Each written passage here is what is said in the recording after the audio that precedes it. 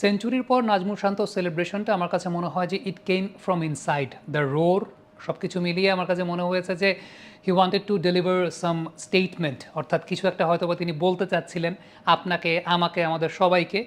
কিছু একটা, সেটা আমার কাছে মনে হয়েছে। তাকে জিজ্ঞেস করলে তিনি হয়তো বা স্বীকার নাও করতে পারেন, but the celebration style, the roar actually came from inside. যেভাবে তিনি গর্জনটা দিয়েছিলেন সেঞ্চুরি করার পর, এবং ওয়েল ডিজার্ভিং সেঞ্চুরি। আমার কাছে মনে হয় যে পুরো ব্যালেন্সটা নাজমুল শান্ত যেভাবে মেনটেন করেছেন এই ইনিংসটার, সেটা দুর্দান্ত একটা ব্যালেন্সের জায়গা ছিল। এবং আমি একটা পরিসংখ্যান একটু যদি আপনাকে দেই, তাহলে প্রথম দিনে শ্রীলঙ্কান স্পিনাররা 64 ওভারের মতো বোলিং করেছেন, এবং এই 64 ওভারের মধ্যে মাত্র 3 ওভার তারা মেডেন নিতে পেরেছেন। এটা কিন্তু একটা খুব রেয়ার সিনারিওর জায়গা, যে তার মানে বোঝাই যাচ্ছে যে বাংলাদেশের ব্যাটসম্যানরা আসলে কতটুকু ডমিনেটিং ছিলেন। বিশেষ করে গেম প্ল্যানটা যেটা ছিল মুশফিকুর রহিম এবং নাজমুল হোসেন শান্তর, it was very good, it was too good game plan and approach, যেটা আসলে বলতে হবে। এবং একটা বিষয় উল্লেখ করলে খুব আপনি বুঝতে পারবেন যে একটা সময় কিন্তু ব্রডকাস্টিংদের তরফ থেকে দেখানো হচ্ছিল যে ইন্টারসেপশন পয়েন্ট, অর্থাৎ যেই পজিশনটায় বলটাকে ব্যাটে মিট করছে নাজমুল শান্ত এবং মুশফিকুর রহিম, সেটা দেখানো হচ্ছিল যে অনেক ক্ষেত্রে অনেক আগে 2 মিটার 3 মিটার বা 4 মিটারের ওই জোন থেকে নাজমুল শান্ত সুইপ করছিলেন, প্যাডেল সুইপ করছিলেন। আমি একটা প্রশ্ন আপনাকে করি যে আপনি জীবনে কতবার টেস্ট ক্রিকেট হোক কিংবা যে কোনো ফরম্যাটের ক্রিকেট হোক, উইকেট কিপারকে লেগ স্ট্যাম্পের বাইরে উইকেট কিপিং পজিশনে কিপিং করতে দেখেছেন? খুব বেশি দেখেন নাই, হয়তো বা হাতে গোনা কালে ভদ্র দেখেছেন, কিন্তু এই সিনারিওগুলো কিন্তু খুবই আনইউজুয়াল। কেন হয়েছে? নাজমুল শান্ত বাধ্য করেছেন। তিনি যেভাবে প্যাডেল সুইপ করছিলেন, যেভাবে সুইপ করছিলেন গলের মতো উইকেটে, আসলে ব্যাপারটা হয় কি, আমি কুমার সাঙ্গাকারের একটা ইন্টারভিউ দেখছিলাম, সেখানে তিনি একটা কথা বলছিলেন যে you can not always be perfect while playing at Galle, sometimes you have to be imperfectly perfect. অর্থাৎ গলে আসলে ব্যাপারটা যেরকম ঘটে, বল যেহেতু মুভ করে, স্পিনাররা প্রথম থেকেই আসলে মুভমেন্টটা পেয়ে থাকেন। সে সমস্ত সময় আপনি যদি আসলে সামনের পায়ের উপর ভর করে শুধুমাত্র ব্যাটটা পেতে দিয়ে ডিফেন্স করেন, তখন কিন্তু আলটিমেটলি এদিক ওদিক হয়ে ইনসাইড এজ বা আউটসাইড এজ হওয়ার একটা সম্ভাবনা তৈরি হয়। সো গলে আসলে যে বিষয়টা করতে হয়, ব্যাটসম্যানদেরকে প্রচুর পরিমাণে সুইপ শট খেলতে হয়, রিভার্স সুইপ করতে হয়, প্যাডেল সুইপ করতে হয়। আমরা যেটা জানি যে যে ধরনের উইকেট আসলে অনেক বেশি মাত্রায় টার্নিং, সেই ধরনের উইকেটে আপনাকে সুইপ, রিভার্স সুইপ বা প্যাডেল সুইপ এই সমস্ত শটের উপর এক্সপার্ট হতে হবে। এবং নাজমুল শান্তর এই ব্যালেন্সটা আমার কাছে খুব ভালো লেগেছে। আপনি দেখবেন যে প্রথম 50 রানে নাজমুল শান্ত কিন্তু একটাও সুইপ শট খেলেন নাই। ওই সময় তিনি সুইপ শটে রান নেন নাই। তিনি 50 অতিক্রম করার পর যখন সেটেল হয়েছেন, এরপর থেকে প্রচুর পরিমাণে সুইপ শট খেলেছেন, প্যাডেল সুইপ খেলেছেন। উইকেট কিপারকে আমরা একটা স্টেজে দেখছিলাম যে লেগ স্ট্যাম্পের বাইরে তিনি উইকেট কিপিং করছেন। So all together the balance was there. আরেকটা বিষয় খেয়াল করে দেখবেন যে বোলারদের লেন্থকে নিয়ে খেলছিলেন Najmul Shanto, down the wicket এগিয়ে এসে শট খেলছিলেন। এরকম হলে হয় কি, স্পিনাররা আসলে পরবর্তী সময় বোলাররা কনফিউজড হয়ে যান যে আসলে কোন লেন্থে বোলিং করবেন, তারা লেন্থটা খুঁজে পান না।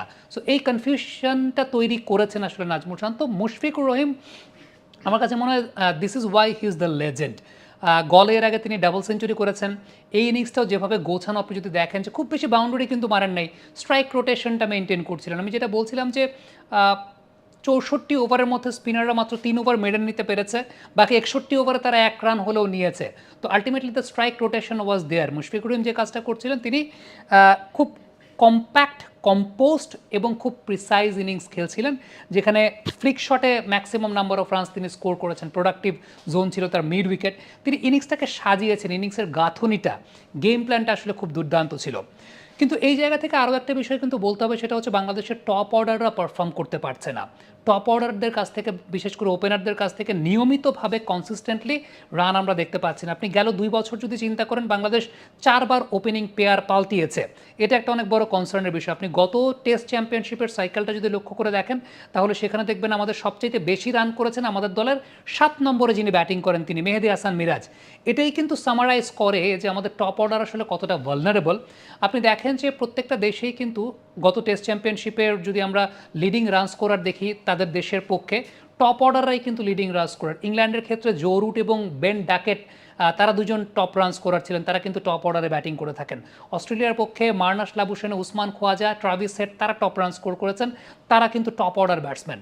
ইন্ডিয়ার পক্ষে ইয়াশাসবি জয়সওয়াল, তিনি লিডিং রান স্কোরার ছিলেন, তিনিও কিন্তু top order batsman. So in test match cricket nowadays সিনারিওটা আসলে এমন হয়েছে যে if you want to win, your top orders should score, অর্থাৎ আপনার টপ অর্ডারের কাছ থেকে বড় স্কোর করতে হবে। সেই জায়গাটা আমাদের টপ অর্ডার আসলে বড় স্কোর করতে পারছে না, যেটা একটা অনেক বড় প্রবলেমের জায়গা। এক্ষেত্রে আমার কাছে ব্যক্তিগতভাবে যে বিষয়টা মনে হয়, সেটা হচ্ছে আমাদের টপ অর্ডারের আসলে বড় রান করার অভ্যেসটা ডোমেস্টিক ক্রিকেটে তৈরি হচ্ছে না, যেটা আগে তৈরি হতো এখন সে অভ্যেসটা তৈরি হচ্ছে না। কেন হচ্ছে না?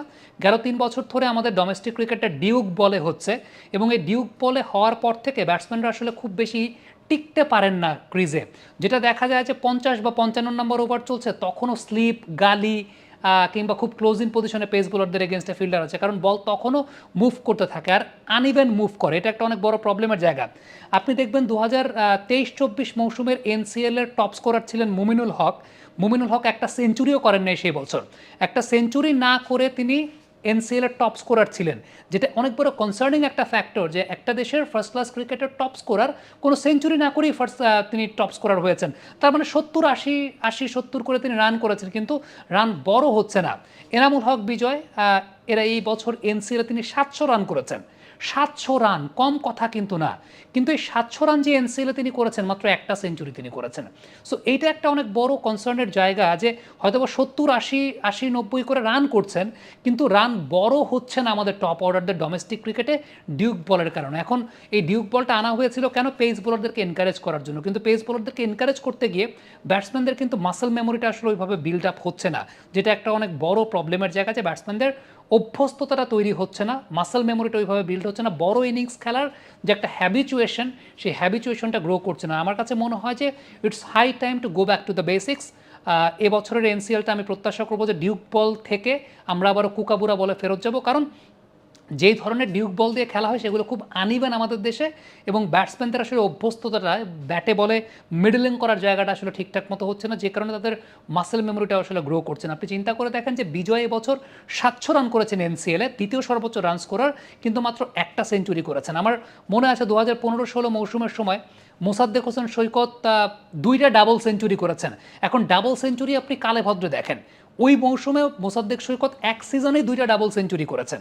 এখন এই বিষয়গুলো খুব একটা দেখা যায় না, কারণটা হচ্ছে ডিউক বলে খেলা হয়, ব্যাটসম্যানরা খুব বেশি উইকেটে টিকতে পারেন না। এটা একটা অনেক বড় প্রবলেমের জায়গা যে আমাদের ডোমেস্টিক ক্রিকেট থেকে ব্যাটসম্যানদের বড় ইনিংস খেলার হারটা কমে যাচ্ছে। আমার কাছে মনে হয় যে এইটা রেকটিফিকেশনটা খুব জরুরি, আবারও কুকাবুরা বলে ফেরত যাওয়াটা জরুরি।